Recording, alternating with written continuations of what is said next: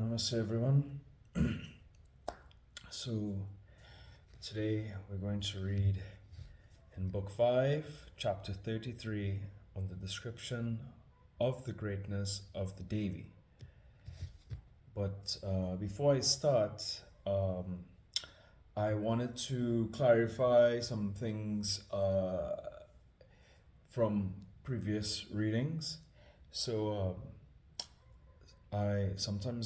most of the time I read later on at night, and I'm quite tired from work. I do a lot.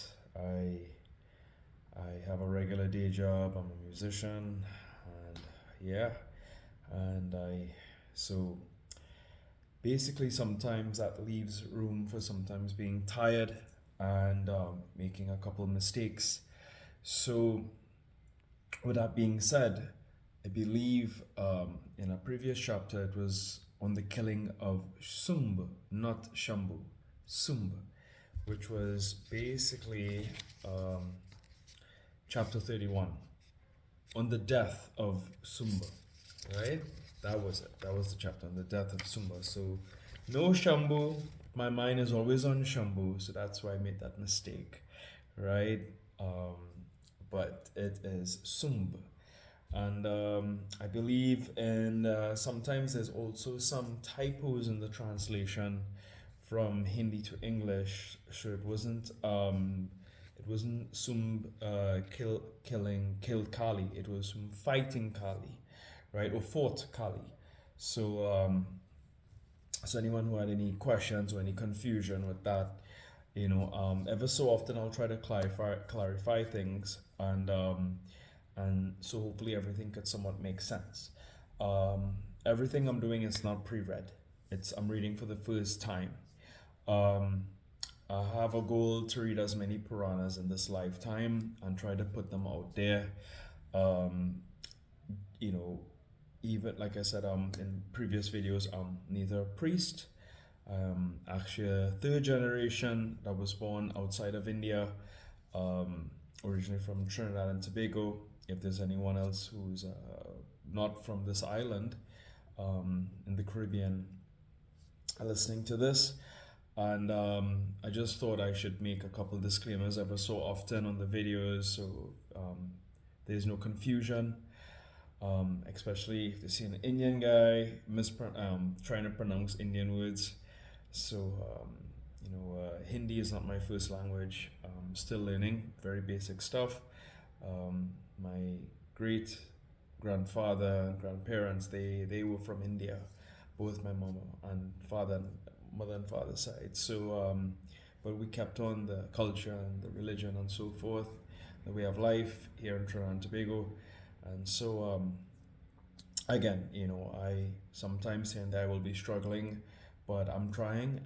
I know not everyone has access or even time to read Puranas, but I know ever so often we're driving, we're stuck in traffic, or we're doing something. If you have a Bluetooth speaker, I do a lot of audiobooks, and they're really helpful, and you can multitask with YouTube and things like that, and listening to information as we're in the information age. So I'm hoping to make some level of contribution to Sanatana Dharma in a very small, humble way. And so that's basically it. So always begging for forgiveness for any mistakes. Feel free to comment any corrections, things like that. You can put it in the comment sections. No ego here, right? I'm just trying my best to spread Sanatana Dharma in my own little humble way. So we'll begin. Om Vakratunda Mahakaya Koti Surya Samaprabha Nirviganam Kurumideva Sarvakaya Susharuda. Om Ekadantaya Vidmi Om Vakratundaya Tinitano Danti Prachodayat. Om Gam Ganapataye Namo, Om Gam Ganapataye Namo, Om Gam Ganapataye Namo. Om Guru Brahma, Guru Vishnu, Guru Deva Maheshwara, Guru Sakshat Param Brahma, Tasmai Shri Gurave Namo. Om Ya Devi Sarva Bhuteshu Vidyarupinna Samshrita Namaste Se Namo Nama. Om Namo Namo Jagan Mata Vidya Pradayani Maha Saraswati. Namo Namo Amar Kalyani Mata Saraswati Namasute. Hari Om. Om Hamsa Hamsa Vidmi Paramhamsa Dimitono Hamsa Prashodayat. Hari Om Tat Sat. Hari Om Tat Sat. Hari Om Tat Sat. So again, chapter 33 on the description of the greatness of the Devi. The king Surata said, O Muni, this Vyasa is now become a friend of mine in this forest. He has been expelled from his home by his sons and wife as he has come lately here in this forest. He is now suffering very much from the bereavement of his family and has become very much troubled in his mind. He is not getting any peace whatsoever. I am also become like him and have become very distressed owing to my kingdom being robbed away. This thought, though really devoid of any substantial cause, is not leaving my heart now. Oh, my elephants and horses now under my enemies have become weak. My servants are suffering very much owing to my absence. My enemies will, within no time, squander away forcibly all my hoarded riches. This, though, is not giving me any happiness. Nay, I cannot get any sleep owing to this care and anxiety. O Lord, I know that this world is false as a dream, yet my mind is so deluded that I cannot make me quiet. Who am I? What are those horses and elephants to me? They are not my brothers, sons, nor friends, yet I feel very much for them and am troubled with their troubles. O Muni, I know these are all delusions, still I am not able to make my mind free from them. This is very wonderful indeed. What is the cause of all this? O Lord, nothing is veiled from your sight. You are fully able to solve all these doubts. Therefore, O Ocean of Mercy, kindly explain to me and this Vaishya that the cause of all this delusion. Vyasa said, O king, when the king Surata asked thus, the Muni in reply said to him the following words full of wisdom, so that his delusion and sorrow might vanish. The Muni said, O king, I am telling you the cause of bondage as well the cause of release of all beings in this universe. She is known as Mahamaya. She is the Mula Prakriti, the state of equilibrium of the three gunas, Sattva, Rajas, and Tamas, even Brahma, Vishnu, Maheshwara, Indra, Varuna, Vayu, and the other devas, Gandharvas, Nagas, Rakshasas, men, deer, animals, birds, trees, and various kinds of creepers, all under Maya. This they are all bound. Again, they all get released when they are released by that Maya. By her is created all this world, moving and not moving. All the beings are caught in her net and all are under the control of her. You are Kshatriya, so Rajaguna preponderates in you, and your heart is thus rendered impure.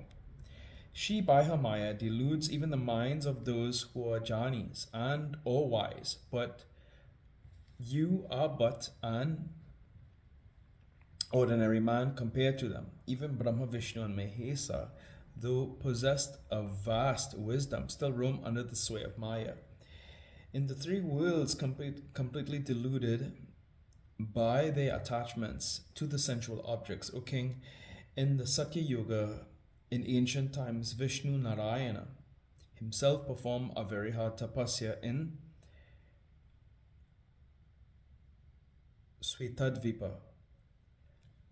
He passed away full 10,000 years in meditation with the object of attaining the unbroken everlasting bliss and becoming steadfastly attached to Brahma Vidya. O king, Brahma too became engaged in performing a tapasya, meditating the primordial force, Adi Shakti, in a very wonderful solitary place for the cessation of delusion. Once On a time Vasudeva Hari wanted to go to another place. He got up and started to see other places. Brahma also left his place and started for another destination. When they met each other in their way, each other asked the other, "Who are you?" The Prajapati answered, "I am the creator Brahma." Hearing thus the Brahma's words, Vishnu said, "Oh, you stupid, I am Achyuta Vishnu, therefore I am the creator of this world. You are inferior to me as there is so much of Rajaguna in preponderance in you. Know me as the eternal Vasudeva, preponderating in Sattvaguna. Do you not remember that I fought a dreadful battle for you and thus saved your life a short while ago? I slew the two Danavas, Madhu and Ketava, when you were much distressed by them and took my refuge. How then do you boast now? O fool, quit this vain boasting now. In this wide world there is none superior to me." The Rishi said, thus engaged in disputing with each other, their lips were quivering with anger and their eyes got red, when behold, there appeared suddenly between these two disputants a nectar-like white phallic emblem, lingam, wonderfully long and extensive. Then a voice from without anybody broke out in the heavens and addressed Brahma and Vishnu, who were quarreling thus: "Whoever amongst you will be able to go to the other end of this lingam, whether beyond its top or below its bottom, he is certainly the superior of you two. Let one of you therefore go down to Patala and let the other go up to the heavens. Leave off your useless disputations and take my word as proof. It is always advisable to select an umpire to decide such a quarrel as this that has sprung up between you two." The Rishi said, "O king." Hearing thus the divine words, both of them became ready and began energetically to measure the length of the wonderful lingam that stood in front of them. Vishnu went down to Patala and Brahma went up to Akasa to measure the lingam and thus to ascertain their superiority. Going down some distance, Vishnu got tired and doing his best when he could not find out the end of the lingam.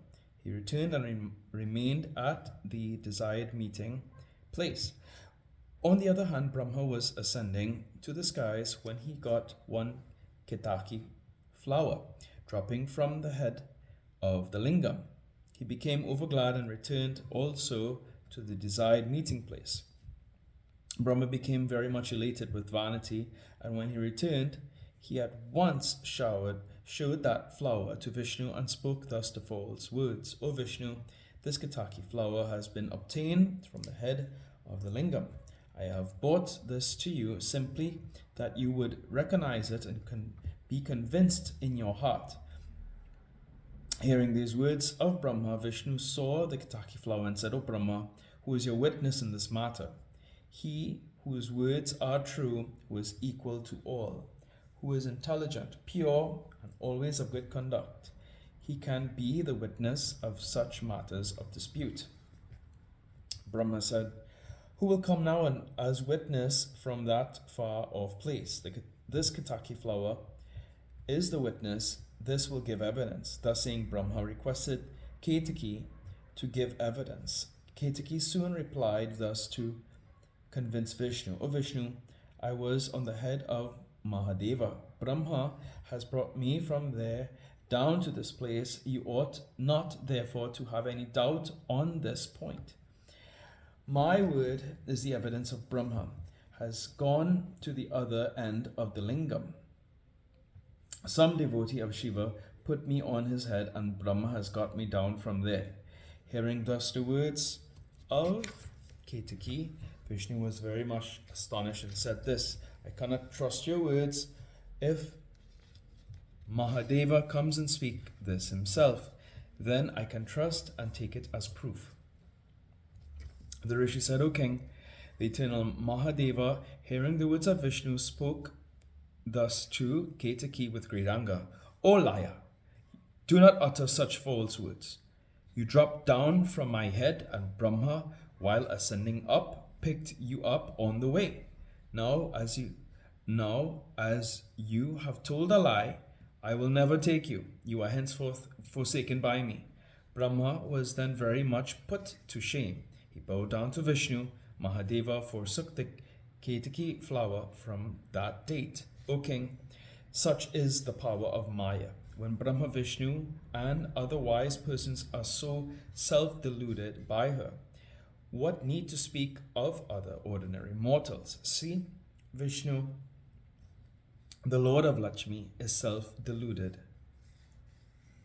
and is always deceiving the Daityas for the welfare of the Devas, without any fear whatsoever of the sin that he is thereby incurring.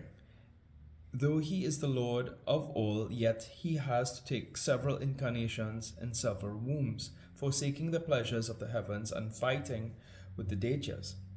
O King, Vishnu is omniscient, and he is the Lord of this world. Especially, he is the only one supreme in the creation of the gods.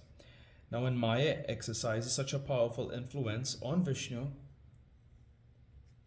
what wonder is there that the other ordinary beings would be deluded by her? O King, the highest Prakriti draws away violently the hearts of the wise and drags them down into the ocean of world. That omnipresent Bhagavati is ever the cause of bondage of all when she casts her net of delusion, and she is again ever the cause of liberation when she imparts her knowledge to them. The king said, O Brahman, what is the nature of her, and what is the supreme force? What is the cause of this creation, and where is her high place? Kindly narrate to all these to me. The Rishi said, O king, she is beginningless, therefore she had no origin at any time. That highest Devi is eternal, and she is always the cause of all causes. How then can any other be powerful like her? O king, she resides in all the beings as the essential vital force. Deprived of that force, every being is reduced to a dead carcass. She is pervading as the universal force of consciousness in all the beings. The form of this Shakti force is the form made up of consciousness itself, the Brahma. For the force of fire is fire itself. It is not seen in any other form. Her appearance and disappearances at times are simply for serving the purposes of the gods. O king, whenever the devas and men worship her, Ambika makes her appearance visible to destroy their pains and sufferings. She assumes various forms and possesses various powers. The highest Isvari comes down on her free will to serve her some purpose or other. She is not like the devas, under the control of Deva or fate. She is not under the influence of time, as both fate and time are created by her. She puts away every being to action according to his capacity. Purusa is not the doer. He is simply the witness. This whole universe is the object seen. That Devi is the mother of all that is witnessed. She is the unmanifested, and she is the unmanifested, and she is the effect also. She alone is the actress and manifests thus the world, and thus gives the coloring to the Purusa. When the Purusha is colored thus, she destroys quickly these worlds. It is said that Brahma, Vishnu, and Mahesa are respectively the creator, preserver, and destroyer of the world. But this is merely a statement. Really, they are merely instruments of her hands. Bhagavati has created them in reality for her pastime and stationed them in their respective posts. She has bestowed to them her part manifestations, i.e. Saraswati to Brahma, Lakshmi to Vishnu, and Girija to Mahesa. and has thus rendered them more powerful. They, the lords of the Devas, always meditate and worship her as the creatrix, preservix, and destructrix of this universe. O King, I have thus described to you, as far as my intelligence and knowledge go, the holy greatness and the excellent glory of her. In reality, I have not been able to come to an end of it. Aim Reem Klim Chamundaye Viche is the 9-lettered mantra. Here ends the 33rd chapter of the 5th book on the description of the greatness of the Devi in Srimad Devi Bhagavatam, the Maha Puranam of 18,000 verses by Maharishi Vedvyas.